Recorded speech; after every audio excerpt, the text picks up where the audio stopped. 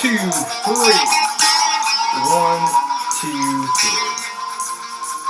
As I was saying, welcome back everybody to the latest edition of the Nanticoke Newsroom with Bob Kalinowski. After 12 straight days of filming and editing the Nanticoke Newsroom, yes, I did take a couple days off. So no, the coronavirus did not take me out. I just went off the grid for a couple days to get some rest and relaxation. So here we are with the latest edition. I think it's day lucky 13 of the Nanticoke Newsroom from my house here in Nanticoke. So, what happened today at work? Back to work today. I took Monday off after the weekend, and I was face to face with the coronavirus. The problem is, I can't tell you about it because we're not running the story tomorrow.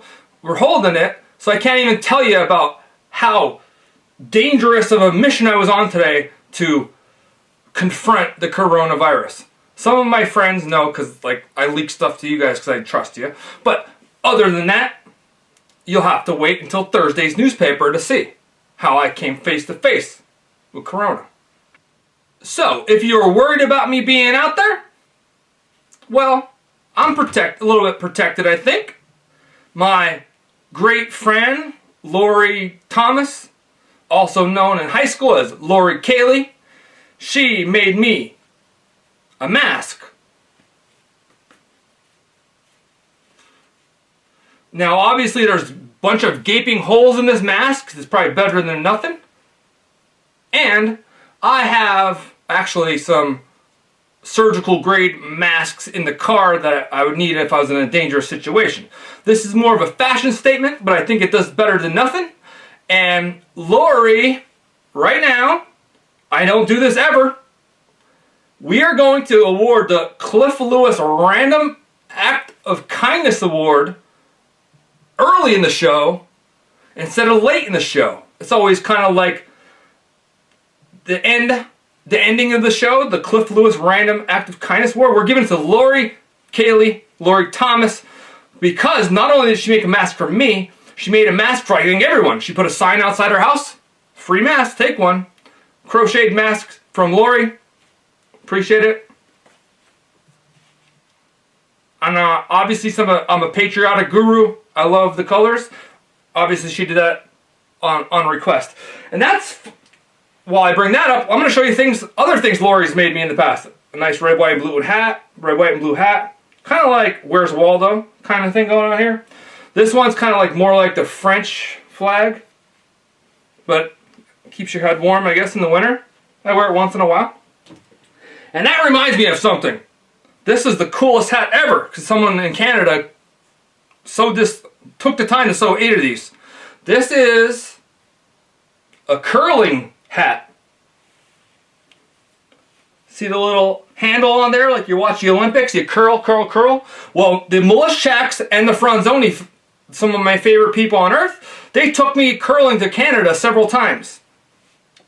And then the Canadian people treated us like gold, like we deserve to be.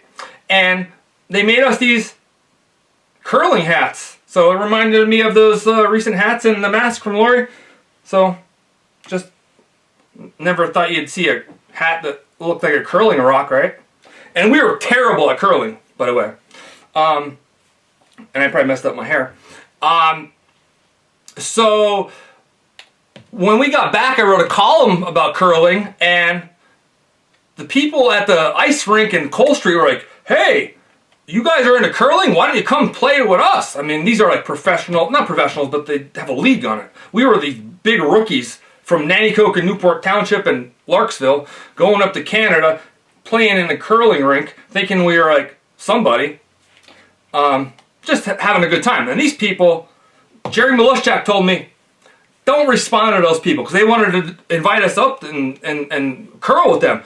He's like, they will think that we're so good that we're above them. So that's how I left it. Sorry I ignored the people at the curling, but if you do not ignore an order from Jerry Milishchak or there's hell to pay.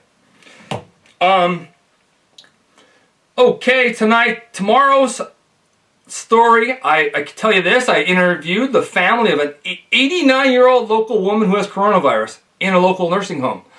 And obviously they can't see their loved one because there are no visitors allowed in a nursing home. So this sweet, sweet lady is doing pretty good right now, even being diagnosed with coronavirus. Dolores Pisano, I believe the name is. Many of you out there who are Facebook friends with me know her son-in-law, Pat Rushton. So I talked with Pat's wife tonight about how her mother's doing, so read tomorrow's paper. And all my friends are blowing me up on text here. It's hard to concentrate with the Nanticoke Newsroom. You're blowing me up on text. All this group chat thing. I have to turn this off when I'm doing this, I think. And Jack the Cat photo of the day. Jack the Cat feature of the day. This is what happens every morning. I could be sound asleep like dead. And on the side. The moment I turn onto my back, even when I'm sound asleep, what do we get? This cat jumps on me. Like he could be in the basement and he somehow knows I turn on my back and then he comes, plants himself on me every morning as soon as I do that. So that's pretty cool. Something different, I think. I don't know. Some people have told me your cats do that, but that's the Jack the Cat photo of the day. And my laugh, smile, and cry award of the day goes to myself because I laughed at myself bad today. So all 12, 13, 14, whatever days it is already at quarantine at home, working at home, I hear this noise outside. I can't even replicate it. I'll show you. Here's a video.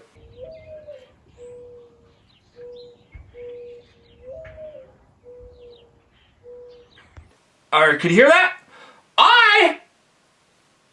I thought that was an owl. And I'm like, is there an owl in my attic? Is there an owl on the roof?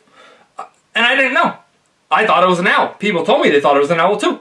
So what happened was I sent a text to Denise Alaba, my desk mate, and her husband is a wildlife expert, pretty much.